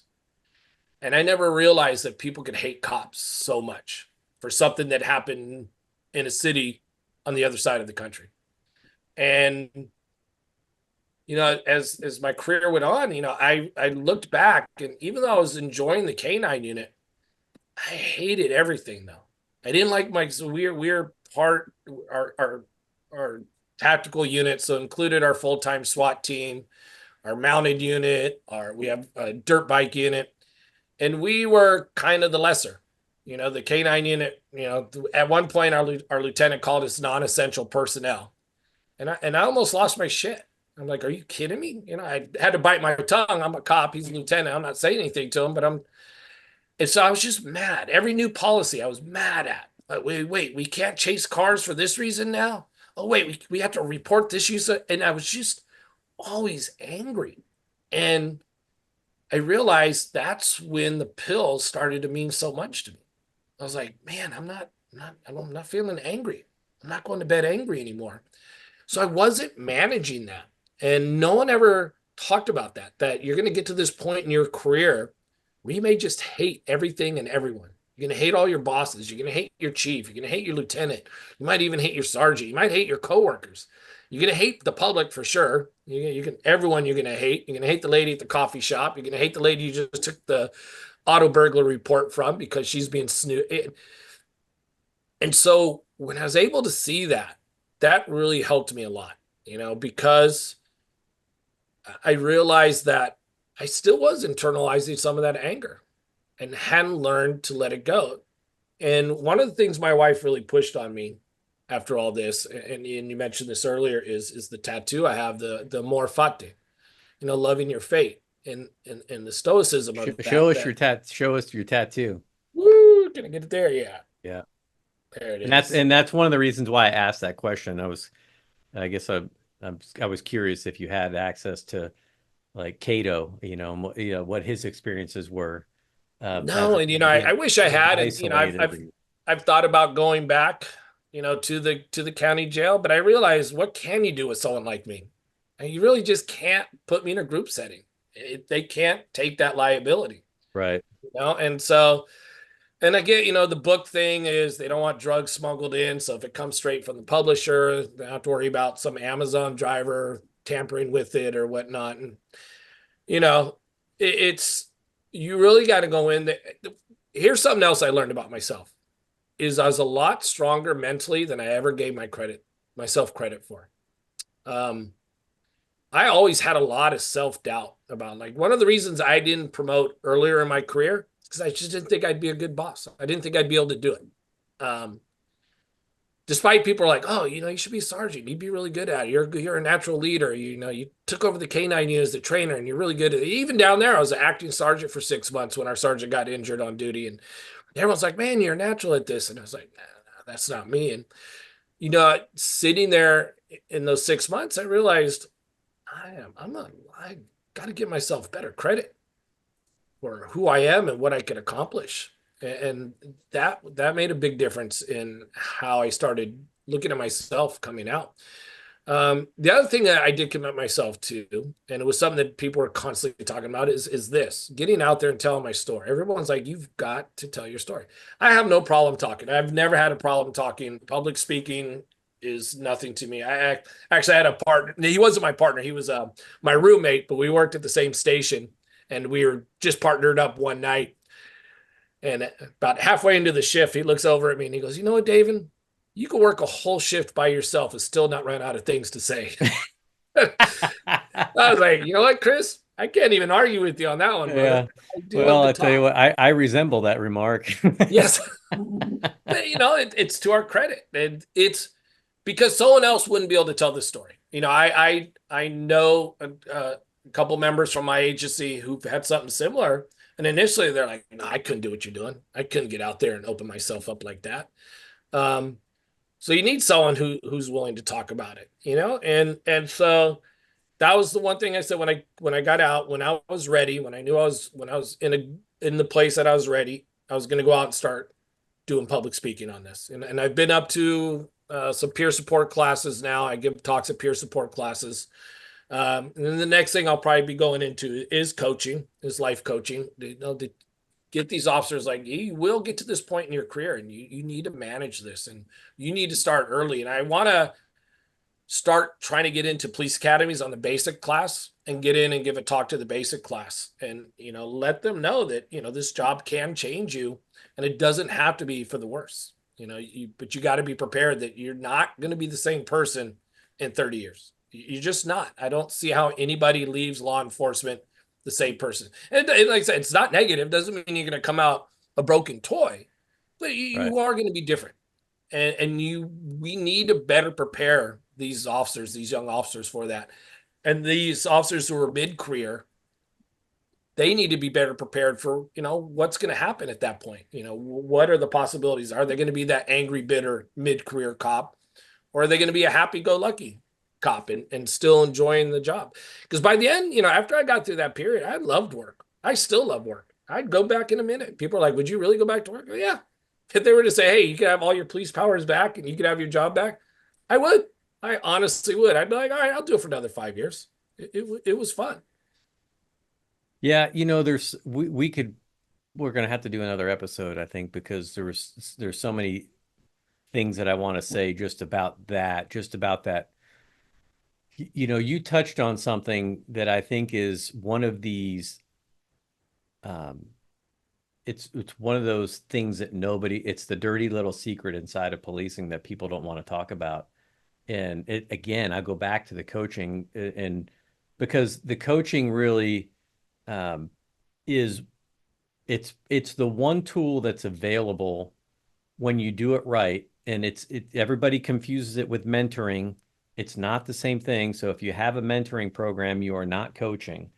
Um, when Yeah. you bring in somebody from the outside, where just neutral, detached, but someone like you said, culturally competent, understands policing, they don't have to be a cop, right? They don't have, it does, even though cops tend to put up the wall, like, you don't understand my life. I mean, you spent 6 months in prison with people that probably had a hell of a lot more difficult circumstances than you did, right? And Yeah. they're there and they're surviving. So, that's one of those things, right? Like the narrative that we tell ourselves sometimes gets us in trouble. And if we don't have somebody to check us and someone that can say at certain points, whether it's a spouse, whether it's a family member, whether it's in policing, what it really needs to be is the coworker, someone that sees you at work and that knows you at work, and when they see you going down that path, is the one that can grab a hold of you and just say, "Look, man, you're heading down a dark path here." Um, but yet, and I think one of the reasons we don't is because we can see ourselves in those people. Like, we all feel it, we all see it, and we know that if I call them out on it, then I got to call myself out. And I don't want to judge them because even when they make mistakes, because someday someone's going to be judging me for the same thing, or they could. And I tell leaders this that I coach a lot. And I really want them to think about it, because what you very mentioned is specifically, we hate everybody, right? Including the chief. There's nobody that people love to hate more than the chief. And Yeah. and if you think about it, right? If you it's kind of like when you're a chief, trust me, you feel it, like, it. Um, Hmm. and yeah, it's like, man, well, if you're not prepared for that, or if you don't know how to channel that negative energy and to let it, to find ways to, manage it, then it'll manage you, right? And it can really damage you. Like, and what I have told leaders, I was like, it's a difficult thing to sometimes hold people accountable to a standard that they know they're supposed to hold themselves to. They know what those standards are, but yet for reasons unknown to them or maybe known to them, it's just easier to blame you. And Yeah. you're going to feel that. So we could do an episode just on that conversation alone. But with that in mind, like, now you're coming out, you've had all this time and introspection forced upon you. What you've already mentioned, like, you guys have, and to me, to the credit to the San Francisco PD, their peer support program, their behavioral health unit, like, the day after you get out, or the day after you get out of jail from being arrested, you're on your way to a recovery center. That's not something that happens in very many police departments. No. I know Indy Metro has a great program, but with that in mind, like, what recommendations would you have for leaders about internally, what are just a couple of things that we could touch on today that you think police departments, your own or others, could do to help prevent something? I don't know. I don't even know if you can prevent it, but even, like, what are some things some agencies should be doing from a wellness perspective that probably not a lot of them are doing? Yeah, that is the most common question I get at these peer support classes. I'll tell you what, as great as our program is, I think, and it's not to the fault of anyone in that unit with that, but we don't promote that. We don't promote mental wellness enough, and we don't talk about it enough. How many, I ask people in the room, I go, how many times have you as a supervisor, or has your supervisor played a video from YouTube of a OIS somewhere else, and you sat there and debriefed it, or a use of force incident? I go, have you ever debriefed an officer getting arrested? Have you ever debriefed hearing about a suicide? Have you ever just sat down and just like talked about mental wellness as the add-on to your lineup? You'll talk about that bolo. You'll talk about, hey, you have inappropriate stickers on the lockers. We're coming through next week to go check all the lockers. But when do you sit down and talk about it? And these should be regular conversations. There should be posters up in every locker room, in the hallways of stations, with a list of resources and reminders of like your mental health is important. We do tactics at the police academy. We teach you how to take someone down. We teach you bar arms and twist locks and how to strike with your baton. But we don't spend enough time on talking about this because we have to break the stigma. This is the problem is like you kind of mentioned it is when you start talking about it, even if you're talking about it about someone else, you have to accept that you still might have that vulnerability. That might be you. It might be you in the future. It might be you right now. And if you have to point it out in someone else and talk to them about it, you're going to have to start self-admitting that, yeah, I have that same struggle. And it goes back to, well, how are my coworkers going to support me on this? And the other thing I talk about is we are great at debriefing major critical incidents, but it's that cumulative stuff that really gets into us, So it's the repeated exposure to other people's trauma. We don't talk about that because we don't see that as a critical incident. We should just have regular processing groups. Just, hey, what's today's training? And I got this idea actually from one of my officers, and it really wasn't a processing thing. We're all going through COVID and we're trying to figure out what to do on these, suddenly mandatory training days on Wednesday. He goes, hey, let's all just sit down and tell something about each other that nobody knows. And it was, at first, even I was kind of like, okay, this is going to be weird. I don't think anyone's going to say anything. But you know what? Once one person really just opened up and talked about like their childhood, everyone else just kind of opened up. I go, hey, my mom was a dope dealer. My mom sold marijuana out of my house and the police raided my house. And, it's kind of affected me. If these conversations were just normalized, like, hey, guys, that call we went out last night, that DV, I was really upset because when I saw that little girl crying, it made me think of my daughter. And not being afraid just to say that. Go, you know what? Yeah, that bothered me. Anybody else? And processing it out because it's amazing when cops feel comfortable and they do let that guard down. They will open up and they will all say the same thing. Like after we had that little just, hey, tell us something about you we didn't know. Everybody was talking about it for like a week. Like, oh, man, that was really cool. That was fun. And we should do that again. We should come up with something like that. So I tell the people in their peer support, if you're signing up to be on your peer support and to be one of the peer support members, make it a regular conversation at lineup. Talk to your sergeant, or if you are a sergeant, or if you're the lieutenant, say, hey, what, today I just want to spend 5 minutes going over this. Here's a great article on signs of complex post-traumatic stress disorder. Here, hey, we all feel depressed sometimes, but if it's been going on for more than 2 weeks, maybe there's something you should talk about. And here's the resource, and here's how you get that help. And if you want time to go call right now, go ahead. I'll put you, we say 10-7, I'll put you 10-7 admin and go take care of that. Yep. It's got to be a normalized conversation. And I don't think it happens in most agencies. And I think a lot of cops are still afraid.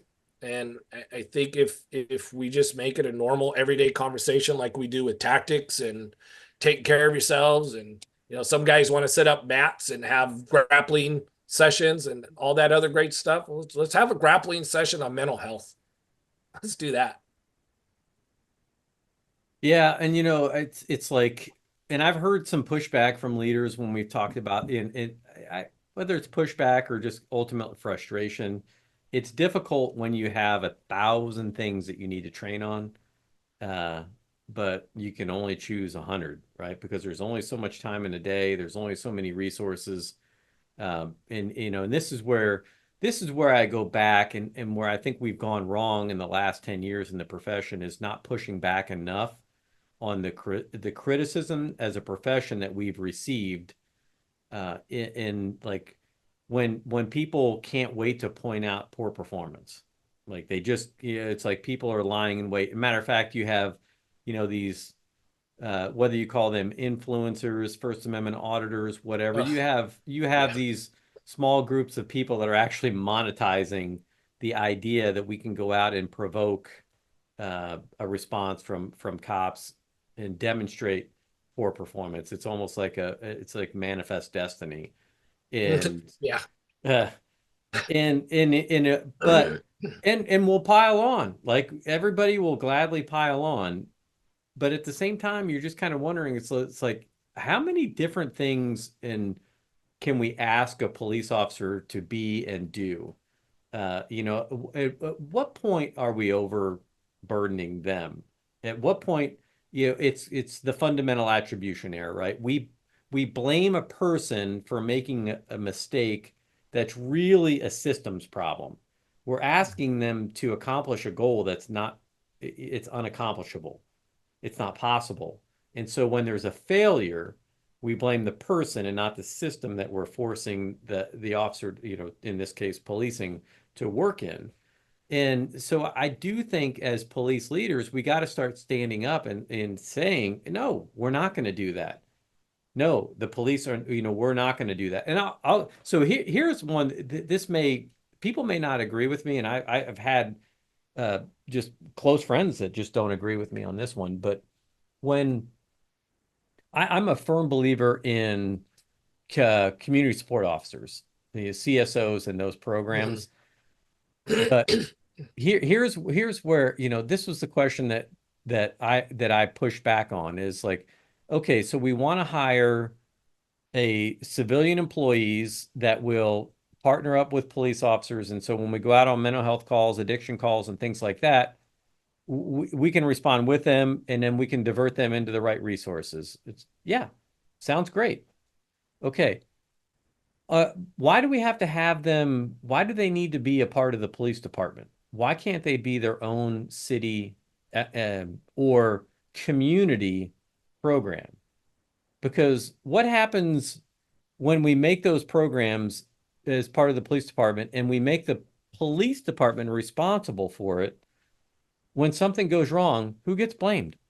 Yeah. Oh, it's you effing cops again, like messing this up. And it's like, so there's and it's already happened. Or when we've said, hey, look, yeah, and I'm not saying there's not a way to do it and not a way to manage it appropriately, but it's this, again, cops are problem solvers.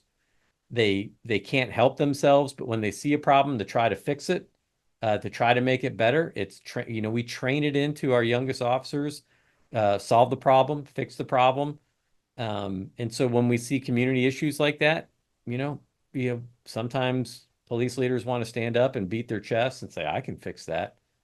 Give me that problem. I'll handle it. I'll show you how this is done. And then now there's one more thing. And it's rarely the chief that's actually doing it, right? The chief's not doing the Mhm. work. Um, he's committing other people to do the work. So you gotta be really careful about how much you commit and what you commit to. So so this whole era that we've been in terms of reimagining the police, redefining the police, it's like, yeah, I'm all about it. And I think where we need to start is by understanding nationally. Let's start with a clear understanding of what the mission and the role of your local police department is. Mhm. What problems do we expect them to solve? And what are the metrics for which we're going to grade them on how well they do it or not? And instead of blaming them when things go wrong, and the police right now are the only ones, it just seems like, right? And maybe this is where a little bit of this PTSD is coming out in me, right? Like sometimes we're the only ones that get held accountable to any standard. And I'll give you an example. My camera's locked up on me here. Sometimes that thing just shuts down. Uh, so it looks like I'm not paying attention, but I really am. There you are. Uh, and I don't even know how long it was like that because I wasn't looking at it.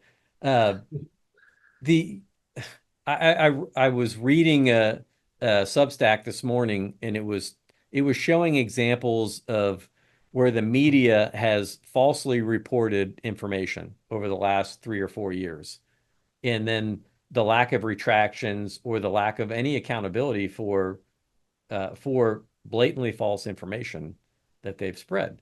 And Yeah. I go all the way back to Ferguson, Missouri. I mean, Hmm. we've got an officer right now. Sadly, officer, I think it's Travis Brown is his name. He's in critical care in Ferguson because he's, suffered severe head trauma because there was a 10-year anniversary of the Michael Brown incident. I And saw that. yeah, and what people don't realize, it's like you realize, three separate grand juries all came to the same conclusion. Hands up, don't shoot was a lie. It's a myth. It's been perpetuated in the media. An entire movement was built around a lie. Hmm. You don't, that was the Obama's Justice Department that came to the same result that the local grand juries did. That's Hmm. very rare to get a single grand jury on a case, let alone three different grand juries. And yet that myth just perpetuates. And now you got an officer that had nothing to do with that case, wasn't even on the department at the time. The administration is different. And here he's getting an injury. And when I read the AP report, it just infuriated me because there was no mention in that AP report about, hey, by the way, three separate grand juries, found that there was, no charges going to be filed against Darren Wilson because it was all a lie. Yeah. And so this incident led to the highlighting of problems of policing in America. And it's like, is it the policing problems in America, or is it the people's perceptions of policing problems in America that are fed by a media that doesn't necessarily have the same goals that the rest of us do? And anyway, I digress. Uh, No, no, but you're right. It's it's and frustrating. it ties into the stress of police officers. I know these last several years have been rough on officers throughout the country. I mean, look at just the hiring issues we're having, and it's tied directly to that, to the negative perception the media loves to perpetuate because it sells.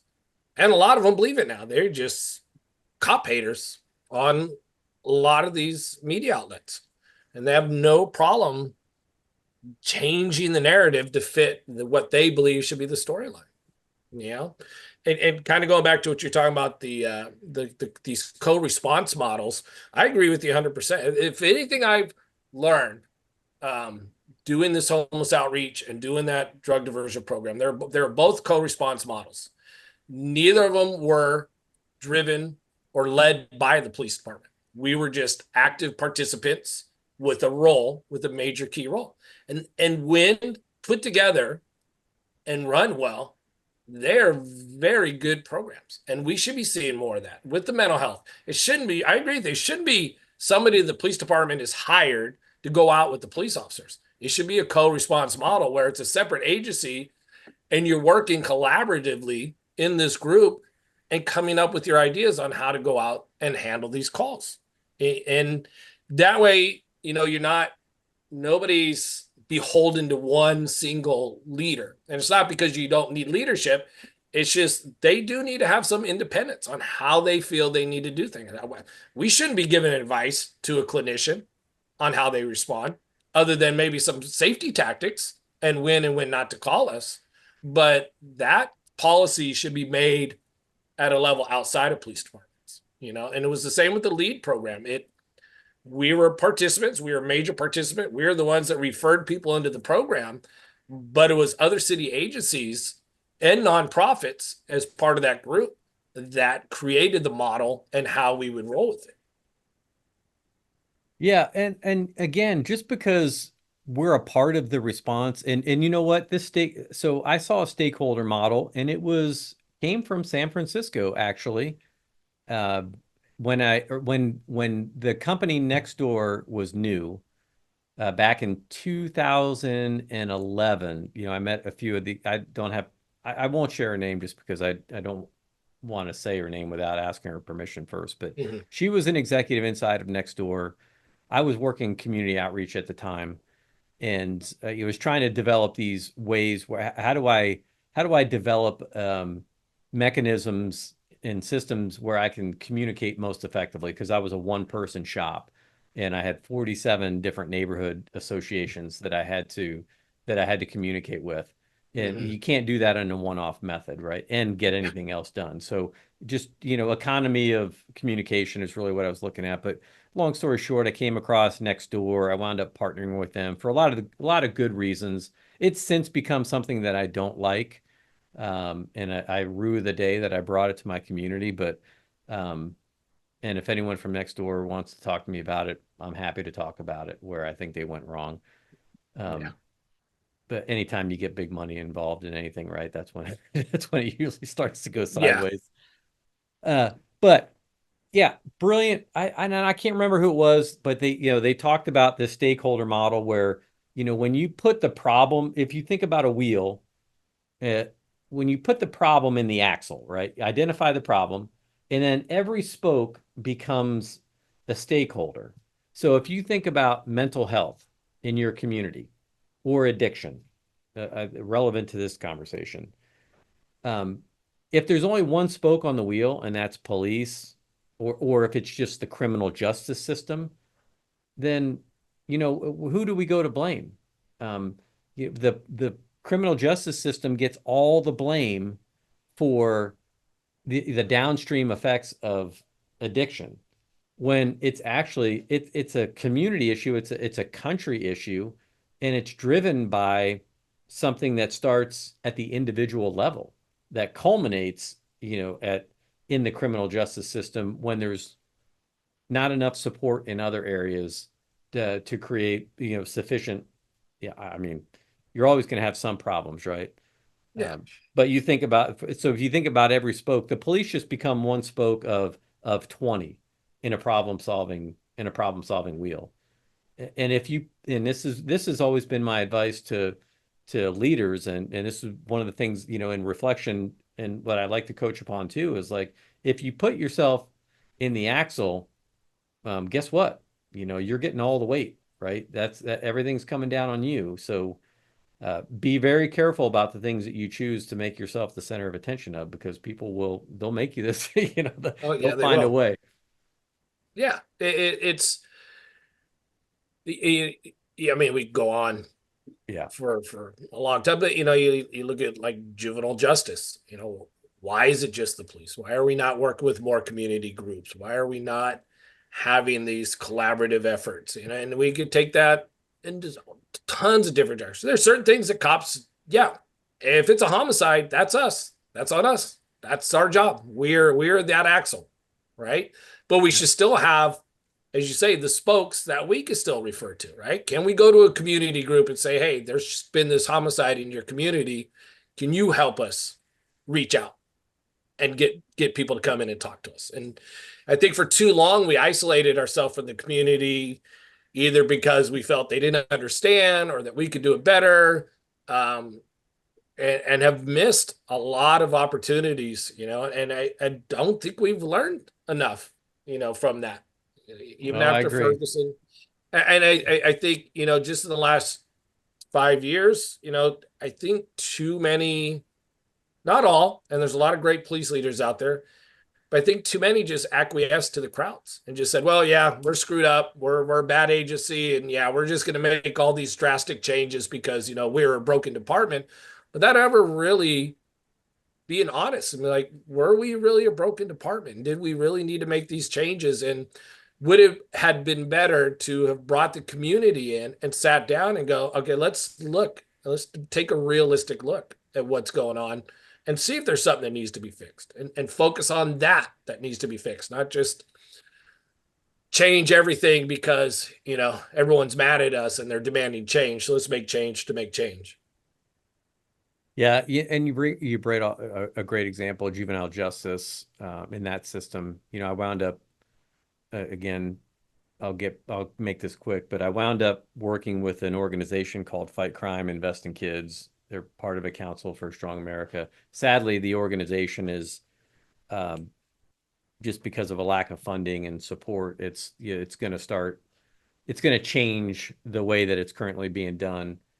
But as part of that, I went and testified before Congress and the Senate, out in DC. I went out there on several different trips in an effort to get the reauthorization of the Juvenile Justice Delinquency Protection Act, which was originally brought in as part of the omnibus crime bill and under the Clinton administration, if I remember correctly. But that's where it started. But funding from there came out like JDAI, which is another California initiative, like juvenile detention alternative initiatives, like all of these programs that do take a multidisciplinary approach to solving problems. Right? Hey, if a child is having some issues, rather than just locking them up, right? Let's try to find out what's causing them, and let's try to get them the resources that we can as quickly and as soon as we can to try to change the trajectory of the path that they're on.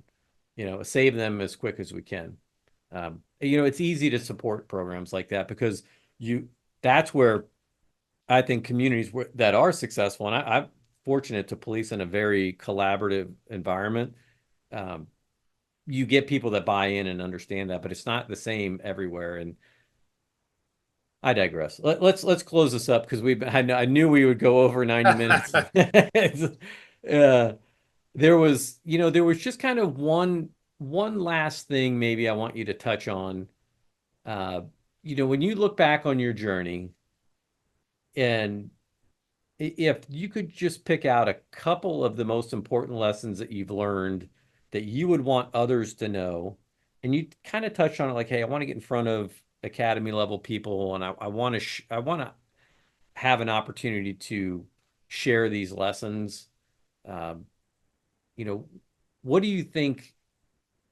What do you think your key takeaways would be for them, and what kind of inspiration would you provide for others that maybe someone that's out there right now listening to this? This is like that's in the same boat you were in. That's has an addiction, doesn't know that they have anywhere to turn, is worried about the repercussions of if people find out.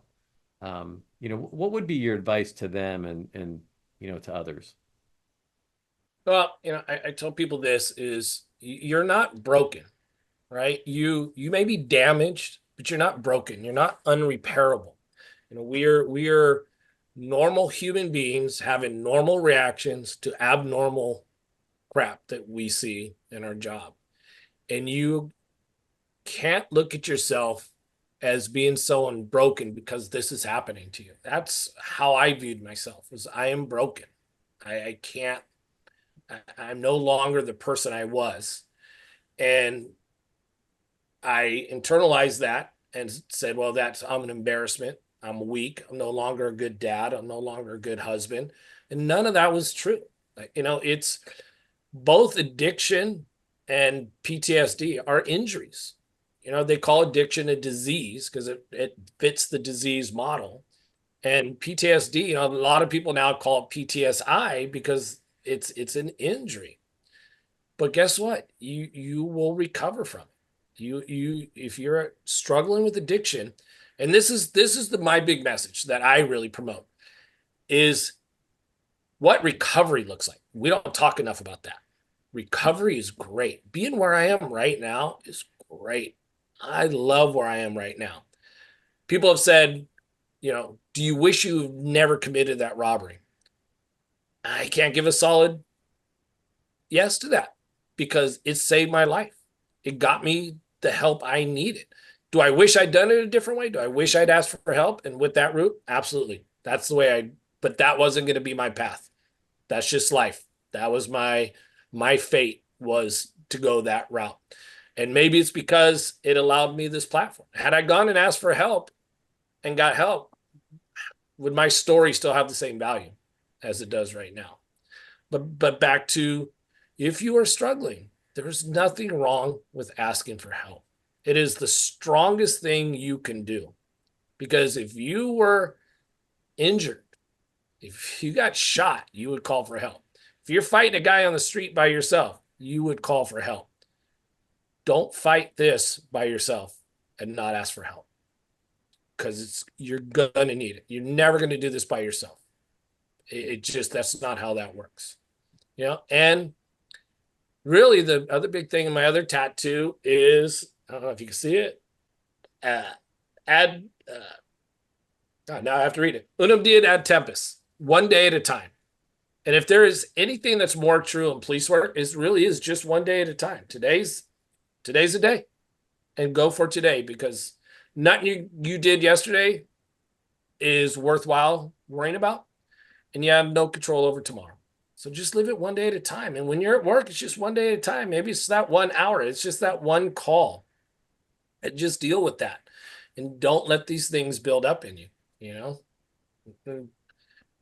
Last thing I'd say is therapy and coaching is great. Find one of both. Right on. Well, I think that's a perfect way to wrap it up. I do, if I was going to give you, have you ever read Viktor Frankl's work? Yes. Yeah. So I mean, it's, That's an excellent book.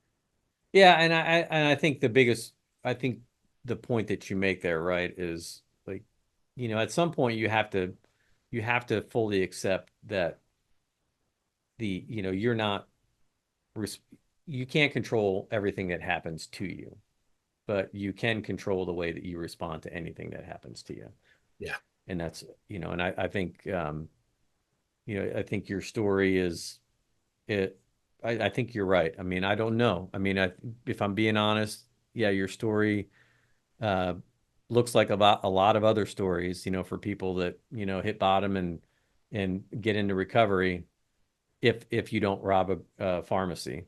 But because you did, here we are, here we're talking, and and you're going to continue to share this message that you've shared with others, and will continue to do so. And I think,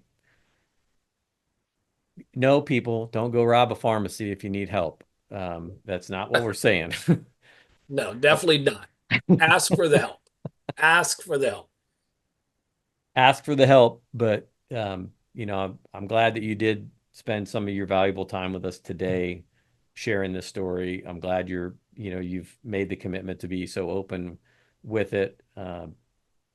Yeah, pretty emotional story. And there's, again, a lot of things that I didn't get to today that I want to. We were going to talk about physical fitness and SWAT and different things like that. But we'll have to get that to we'll have to get that on another discussion, because I think the stuff that we covered today was pretty important. But thank you for having me on. I'd be more than happy to come back on and talk with you some more, because there's a lot more to all these conversations.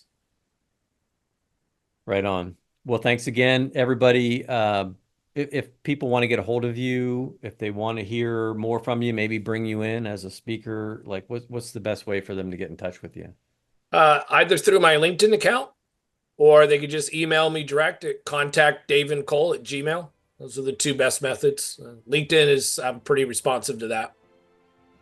And it's Davin, Davin Yep. Cole. Cole, C-O-L-E. CONTACT DAVIN COLE at gmail.com.